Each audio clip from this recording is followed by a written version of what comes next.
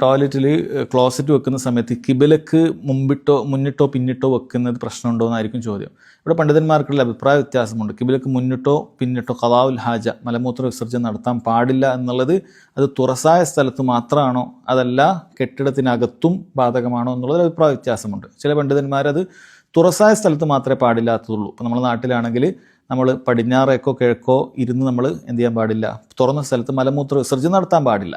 അത് ശ്രദ്ധിക്കണം. പുറത്തു നിന്നൊക്കെ ആരെങ്കിലുമൊക്കെ അങ്ങനെ മൂത്രമൊഴിക്കുന്നൊക്കെ ഉണ്ട് എങ്കിൽ അത് ശ്രദ്ധിക്കണം. പടിഞ്ഞാറേക്കോ കിഴക്കേക്കോ നമ്മൾ ചെയ്യാൻ പാടില്ല. എന്നാൽ ടോയ്ലറ്റുകളിലാണെങ്കിൽ ആ പ്രശ്നമില്ല എന്നാണ് വലിയൊരു വിഭാഗം പണ്ഡിതന്മാർ പറയുന്നത്. എന്നാൽ നമുക്ക് സൂക്ഷ്മത കാണിച്ചുകൊണ്ട് മറ്റു വിഭാഗം പണ്ഡിതന്മാർ പറഞ്ഞതുപോലെ തന്നെ ടോയ്ലറ്റിനകത്തും നമുക്കതല്ലാത്ത രൂപത്തിൽ സെറ്റ് ചെയ്യാൻ പറ്റുമെങ്കിൽ അത് നല്ലതാണ്.